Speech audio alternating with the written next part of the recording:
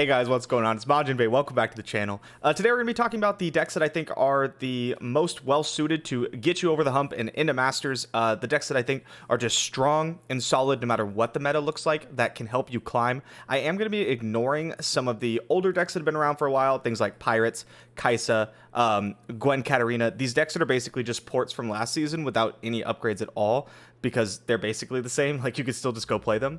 One thing you will notice, though, is that none of the new champions really made much of a splash on the meta, basically at all.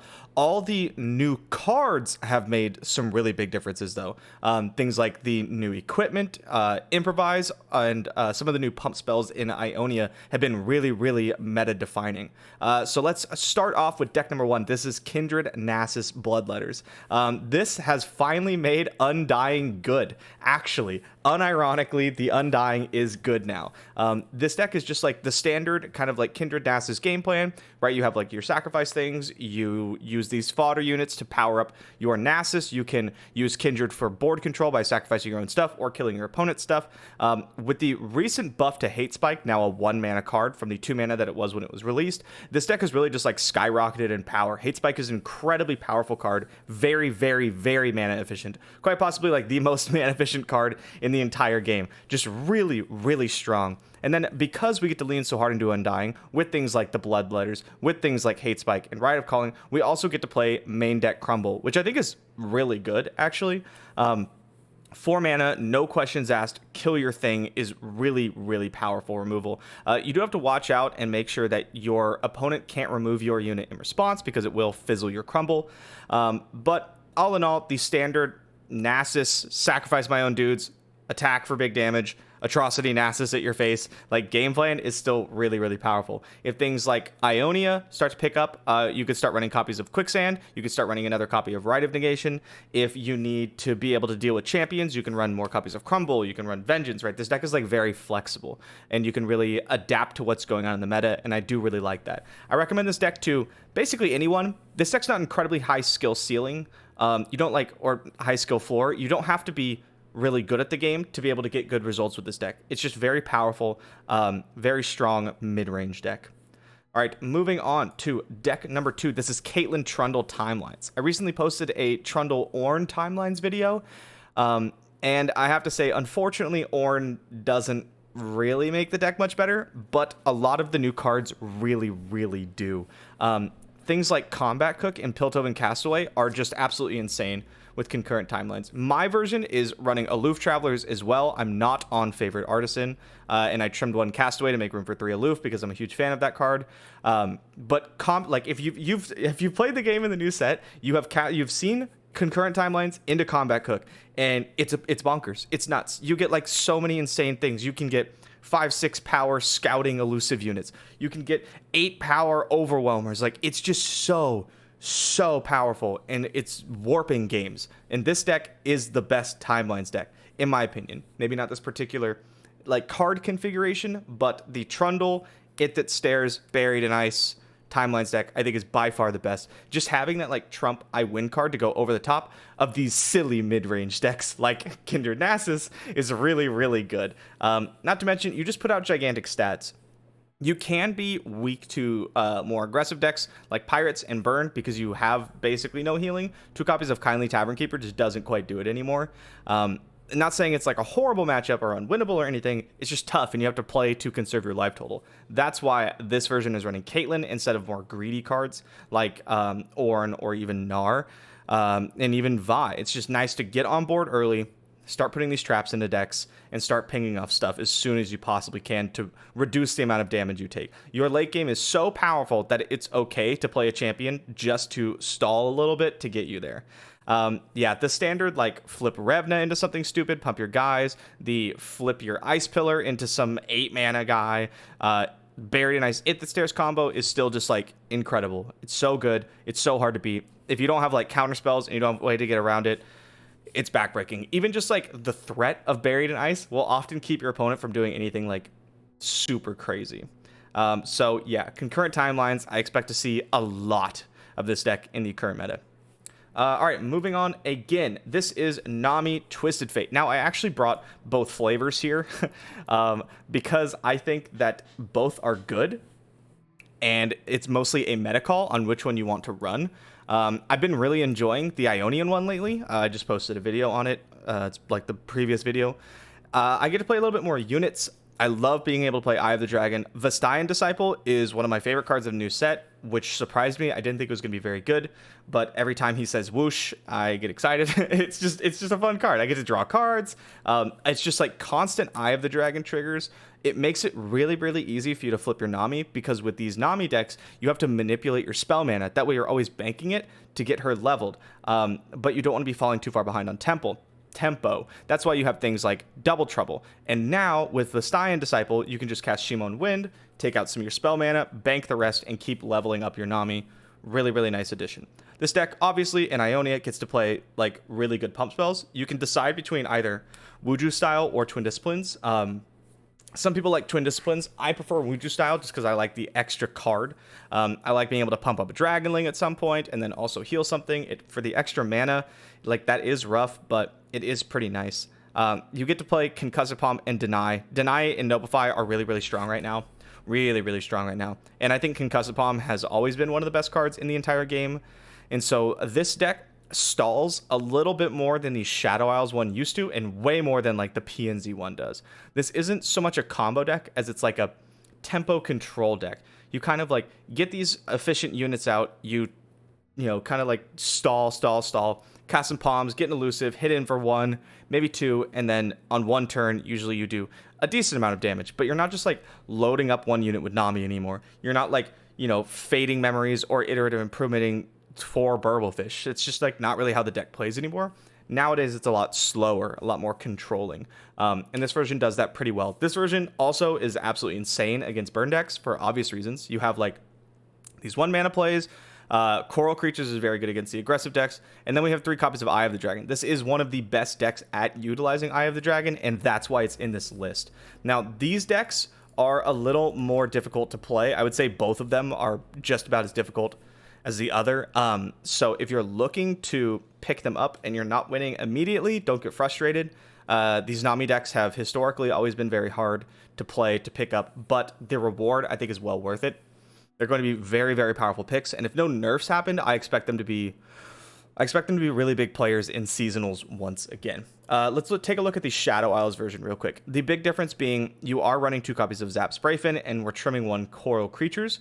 This deck is a little bit more combo-y, I guess you could say. You have the 3 Go Hard package. I've really been enjoying Quietus, but what really sets the Shadow Isles version apart is, in my opinion, being able to play these spells right here. Shadow Isles Tailstone, Glimpse Beyond, and Vile Feast. Yeah, Vengeance is nice and everything, but Shadow Isles Tailstone into Mark of the Isles pushes so much damage when you have a Nami on board. You get 2 pumps plus the +2/+2, that's 6. You can often like get around a Mystic Shot or something by pumping your units. It's just a very, very powerful card.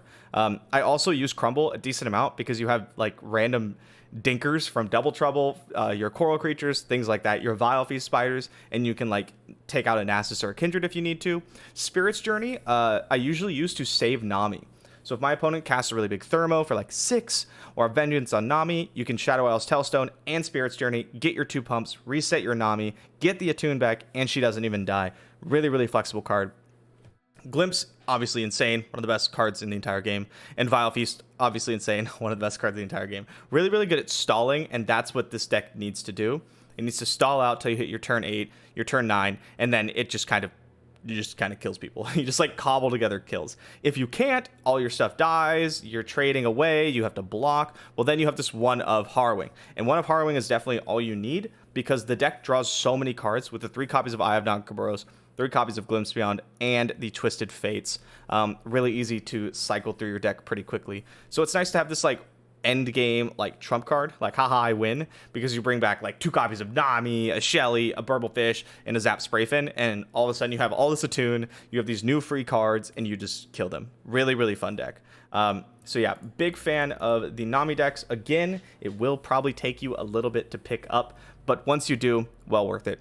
Very strong decks, incredible ladder decks, and probably even better tournament decks. All right, last but not least, we have Lee Sin, my boy. There's a bit of an Ionian preference in this list. I didn't include Ezreal Kennen because it's the same as last season's deck, but I really wanted to because I'm a huge Ionian player. I love Ionia. I love Targon. And right now, Ionia is coming back in a really big way. Things like Momentous Choice, Wuju Style, and Vestayan Disciple have kind of changed the game for Ionia.